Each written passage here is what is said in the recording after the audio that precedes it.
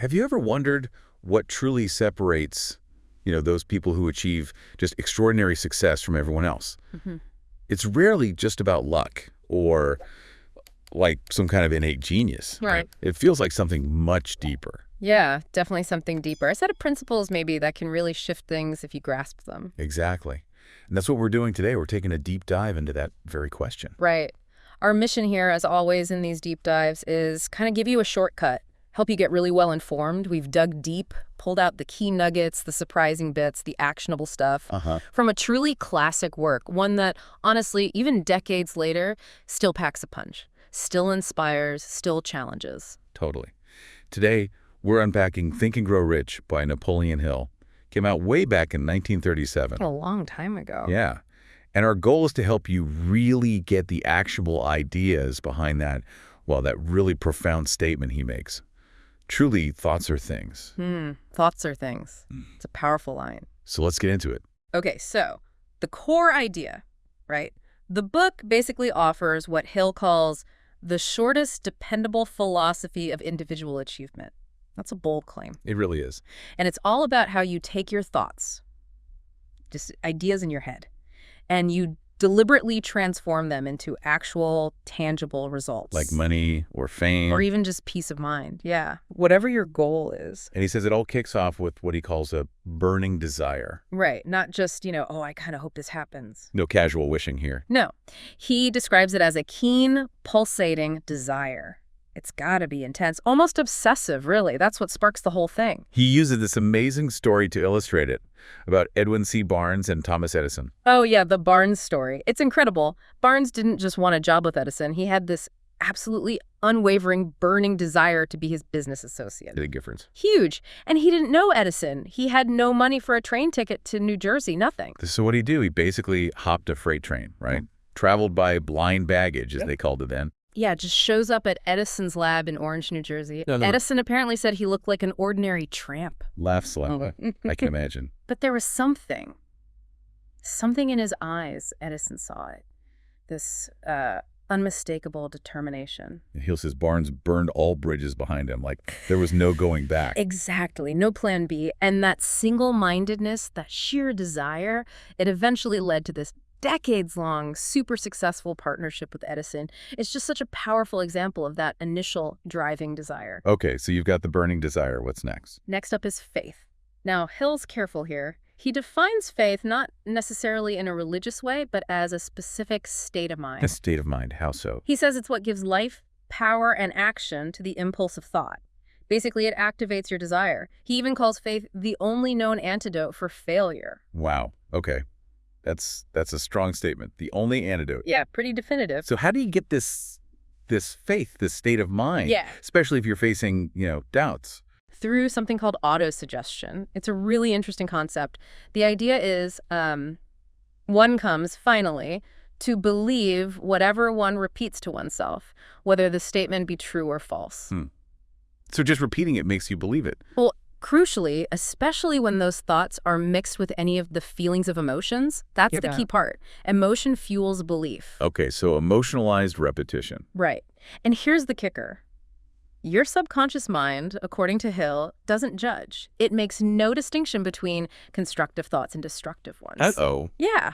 It just takes any thought that's charged with emotion and starts working to translate it into reality, which leads to a pretty big question for you listening. What thoughts are you feeding your subconscious? Right. Especially the emotional ones. Exactly. Are they fears, doubts, or are they the desires you want mixed with faith?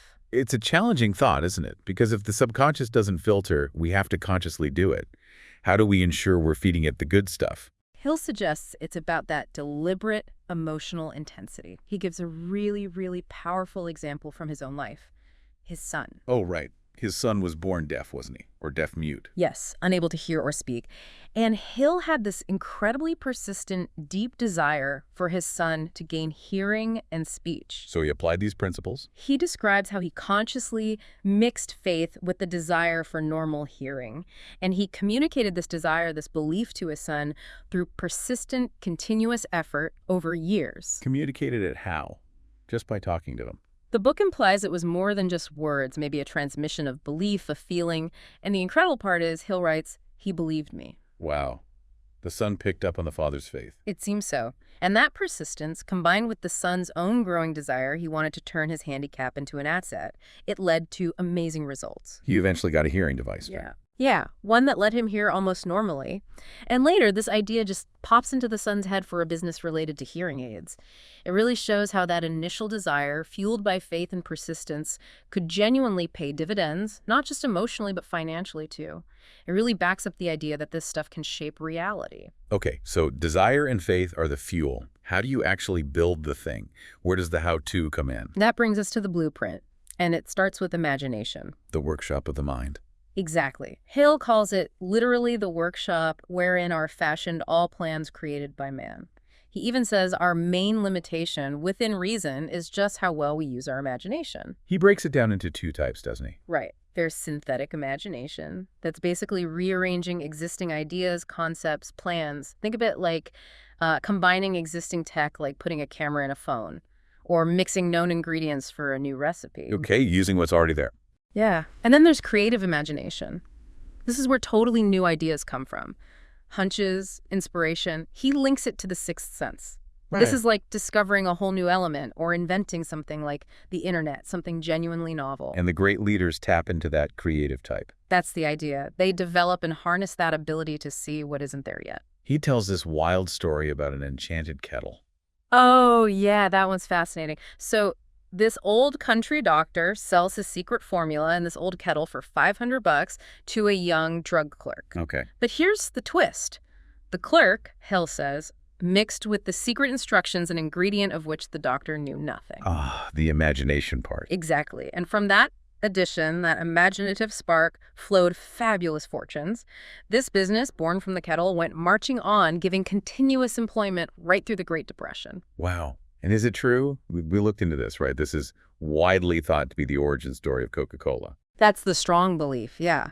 Which is incredible. It just shows how a simple idea plus that extra ingredient of imagination and applied faith can explode into something massive. Okay, so imagination creates the plan. But what about the knowledge you need to execute it? Crucial point. Hill is very clear. Knowledge will not attract money unless it is organized and intelligently directed through practical plans of action. So just knowing stuff isn't enough. Nope. Knowledge is just potential power. It only becomes actual power when you organize it and apply it. He even calls this a missing link. In education, schools teach you facts, but not always how to organize and use that knowledge effectively. You know, that idea of using knowledge or knowing where to find it reminds me of that story about Henry Ford during a libel suit. The World War I case, yeah. Where the lawyers tried to paint him as ignorant because he didn't finish school. How did he handle that? Brilliantly, actually. Ford basically said, why should I clutter my brain with general knowledge when I have experts on speed dial? He pointed to his mastermind group. Right, people like Edison, Firestone, Burbank. Exactly. He said he could summon any expert he needed to get specialized knowledge on any topic within minutes. His point was powerful. Knowing where to get knowledge and how to organize it through others is way more important than trying to hold it all in your own head. That totally reframes how you think about being knowledgeable, doesn't it? Absolutely. And it leads to his point that specialized knowledge is actually among the most plentiful and the cheapest forms of service. You don't have to know everything yourself. So it really pays to know how to purchase knowledge. Yeah. Like through night school, courses, specific training. Exactly. And there's a great example of this. Stuart Austin Weir. Tell us about him. He was a construction engineer, over 40, married. The Depression hits, work dries up. Tough spot. Yeah. So he completely switches gears, takes specialized law courses, very targeted ones, and within just 2 years, he builds this really successful law practice in Dallas. Just by picking the right courses. By carefully selecting highly specialized courses, as Hill puts it. It perfectly illustrates that idea. It pays to know how to purchase knowledge. Shows you can pivot and succeed even later in life if you learn strategically. Okay, so desire, faith, imagination, applied knowledge. What ties it all together? What drives it forward? That would be the mastermind principle. This is a big one for Hill. How does he define it exactly? It's the coordination of knowledge and effort and a spirit of harmony between two or more people for the attainment of a definite purpose. So it's more than just teamwork. There's that spirit of harmony part. Definitely. It has two sides. First, the practical economic benefits, getting advice, counsel, cooperation from others. That's pretty straightforward. Right. But then there's this other phase he calls psychic. It's about the intangible energy created. Psychic, like mind reading. Facts. Shuckles, not quite like that. More like synergy. He compares it to electric batteries. A group of batteries generates far more power than one alone. Similarly, he believed that minds working together in harmony create a sort of amplified thought energy. Interesting. So the whole is literally greater than the sum of its parts, energetically speaking. That's the concept. This collective energy, this amplified thought, drives towards the goal much more powerfully than an individual could manage alone. It makes sense then, when you look back at Henry Ford. His biggest successes came after he started closely associating with Edison, Burbank, Firestone, those guys. Exactly. Hill stresses that. Men take on the nature and the habits and the power of thought of those with whom they associate in a spirit of sympathy and harmony. So choose your circle carefully. Your mastermind group matters. Immensely. For a really big historical example, Hill points to the 56 signers of the Declaration of Independence. That's a mastermind group. Yeah. He argues their unified, definite decision to sign that document, literally putting their lives on the line together. That collective commitment, that was the intangible power that, in his view, ensured the success of Washington's armies. It shows the sheer force of a group united behind a single high-stakes purpose. Wow. Okay, now, linked closely with the mastermind, you need something else, right? Something to keep going when things get tough. Absolutely. You need persistence. The book is very blunt about this. What does it say? No follower of this philosophy can reasonably expect to accumulate a fortune without experiencing temporary defeat. It's going to happen. Temporary defeat. That's a key phrase, isn't it? Not permanent failure. Exactly. Defeat is just a signal. It means your plans aren't quite right yet. It doesn't mean you're a failure. So what do? You rebuild those plans and set sail once more. Simple as that. Well, simple to say, maybe harder to do. It's about resilience. The classic example, of course, is Edison again. You can't talk persistence without Edison. The book reminds us he failed or met temporary defeat 10,000 times before he perfected the incandescent electric light bulb. 10,000 times. Yeah. It's just staggering to think about that level of persistence. It really is. Hill introduces this interesting idea of a hidden guide that tests people with discouragement. A hidden guide, like fate or something. Sort of. The idea is that those who get back up after defeat, who keep on trying, arrive. And the reward isn't just achieving the goal, but gaining this deep knowledge. Every failure brings with it the seed of an equivalent advantage. Finding the lesson in the setback. Precisely. You learn what doesn't work, and that's valuable information. There are some great comeback stories in the book that illustrate this, like W.C. Fields. Yeah. Lost everything in the Depression. He was over 60. Offered to work for free in the brand new movie industry. Gets injured even. But he just kept going, and bam, huge comeback. Incredible resilience. Or Eddie Cantor. Lost his fortune in the '29 crash. Rebuilt his income to like $10,000 a week back then, which was astronomical, through sheer persistence and his courage. And Fannie Hurst, the writer. 4 years of constant rejection in New York. Just brutal. But her persistence conquered the Great White Way.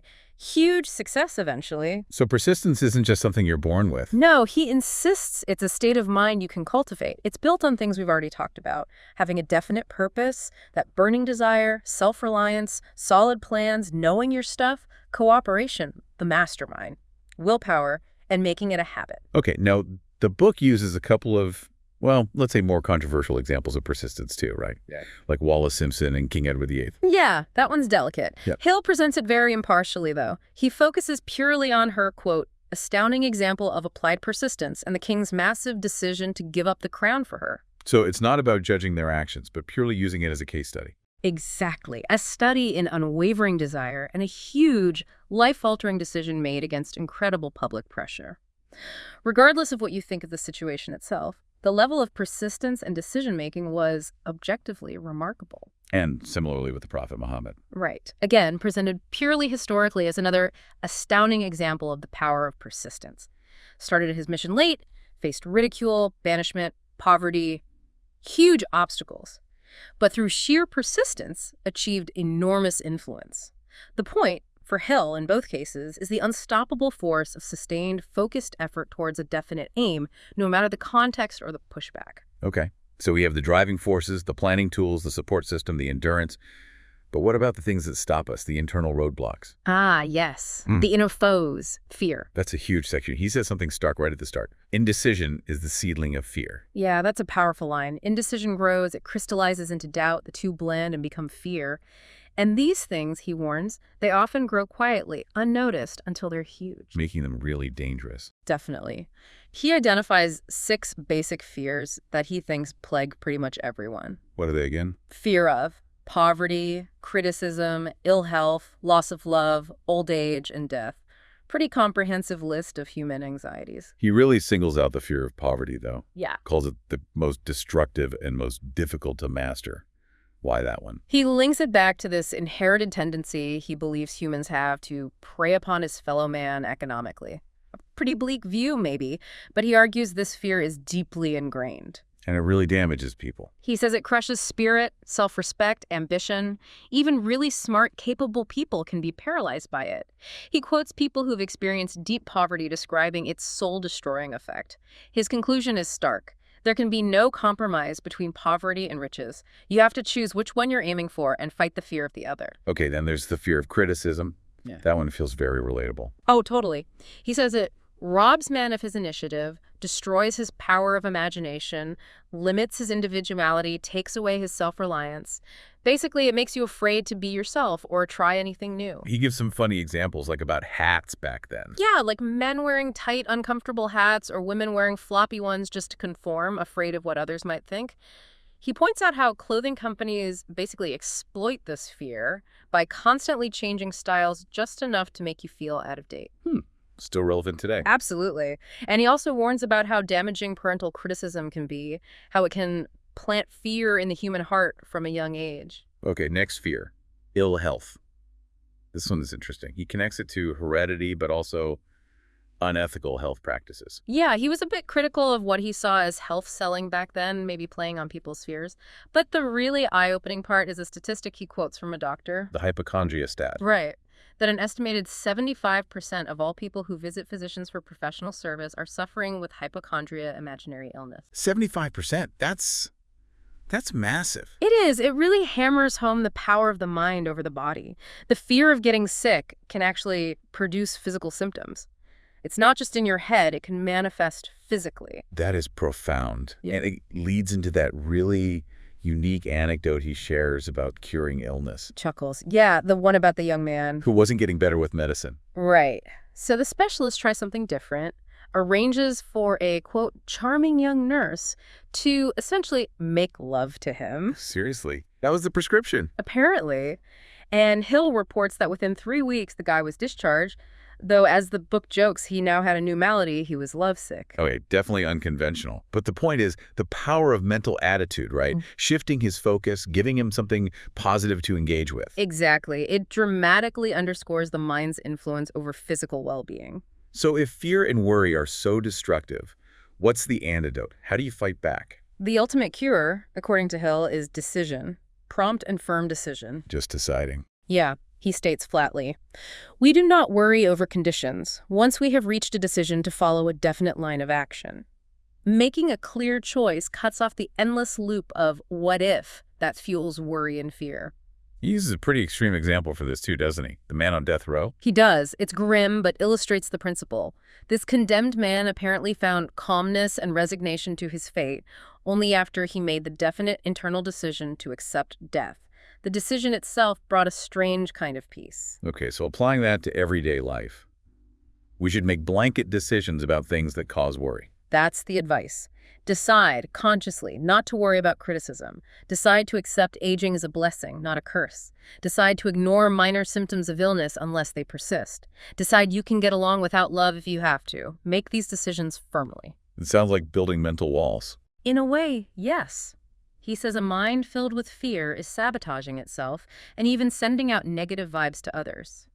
You need willpower to build a wall of immunity against negativity and consciously keep your mind closed off from discouraging people or influences. It's about taking active control of your mental environment. Okay, let's shift gears a bit. The last major section deals with something very practical. Marketing yourself, getting a job, especially in the world as it was changing after the Depression. Right. He talks about this changed world of work. The old dynamic between employer and employee wasn't enough anymore. What changed? He argues it became a three-way partnership that crucially now included the public they serve. The customer, the community, became central. So that old attitude of the public be damned Was passé, as he put it, dead. It had to be replaced by a focus on service. He gives examples like how rude ticket agents or streetcar conductors used to be. Yeah, comparing it to the then new courtesy found in chain stores, or even how utility meter readers supposedly became more polite. His point was, the old way of trying to get without giving was over. Service and value were paramount. So to succeed in this new landscape, he offers a formula for marketing your personal services. The QQS formula. That's it. Quality, quantity, and spirit. Break those down. Okay. Quality is about doing your job well, efficiently, paying attention to detail, and always looking for ways to improve. Standard stuff, maybe. Yeah. Quantity is about the habit of rendering all the service you're capable of, and then some. Going the extra mile consistently. Okay, work ethic. Yeah. But the spirit, this is the interesting one. It's about your attitude, agreeable, harmonious conduct, being someone people want to work with. He argues this spirit factor is huge in determining your pay and how long you keep your job. Your personality and attitude as a core professional asset. Exactly. Often overlooked, but crucial. And based on this, he outlines a whole new way to actually go about finding work, almost like creating your own role. It was pretty radical for the time. The steps are, first, decide exactly what job you want. Even if it doesn't exist yet, envision it. Okay. Second, pick the company or person you want to work for. Third, study them meticulously. Understand their business, their needs, their problems. Homework. Lots of it. Then, the crucial part. Figure what you can offer and plan ways and means of giving advantages, services, developments, ideas. So it's all about what you bring to them. Completely. He says, forget about a job. Forget whether or not there is an opening. Forget the usual routine of, have you got a job for me? Concentrate on what you can give. That is a total mindset shift from just asking for a job. Huge shift. And he gives this amazing example of a woman who embodied this, the personal service sales plan woman. What did she do? She created this incredibly detailed, like 50-page plan book for her son. It outlined his qualifications, sure, but more importantly, it showed deep research into the target company and proposed concrete plans and benefits he could deliver in the specific executive role he wanted. Like a business proposal, but for himself. Exactly, a planned presentation. And the result? He landed the job at a salary he named in the very first interview. Wow. No starting at the bottom. Nope. Hill argues that starting at the bottom has a tendency to kill off ambition, so this approach bypasses that. And this woman turned this into her own career. Yeah. She started helping others create these plans, and her fee was mainly a percentage of the increased salary her clients earned. So she was invested in both the employee's success and delivering value to the employer. That's brilliant. It really underscores his point. There is no fixed price for sound ideas. If you can identify a need and offer a clear, valuable solution, you create your own opportunities. Okay, so wrapping this all up, we've really covered a lot. From igniting that burning desire and building unwavering faith. To using imagination as your creative workshop, leveraging organized knowledge. Harnessing the power of a mastermind group, developing relentless persistence. And finally, conquering those inner fears, poverty, criticism, all of them. And we saw how these principles can be practically applied, like in marketing yourself, by focusing on giving value, not just getting a job, shifting from getting to giving. It's a whole philosophy, and the book suggests the goal, the riches, isn't just money, right? It's broader. Yeah, financial, spiritual, mental, and material states, a richer life in every sense. He describes this great unseen stream of power where positive thoughts and emotions form the side of the stream, carrying you towards fortune, while negative ones pull you towards poverty and failure. It's a powerful metaphor. Positive emotions pull you forward. So the final thought for you, listening, reflecting on all this, what's one specific positive emotion or maybe one deliberate action that you could cultivate right now? Something to consciously step into that positive stream of power. How could you apply that starting today in your own life, personal or professional? Because the principles are all here in the book, but as Hill himself warns, there's no such possibility as something for nothing. No free lunch. Right. The transformation this philosophy promises, it demands your everlasting persistence in applying the principles. It requires effort, consistent effort. The potential is there. The map is laid out. But now, the choice and the action is yours.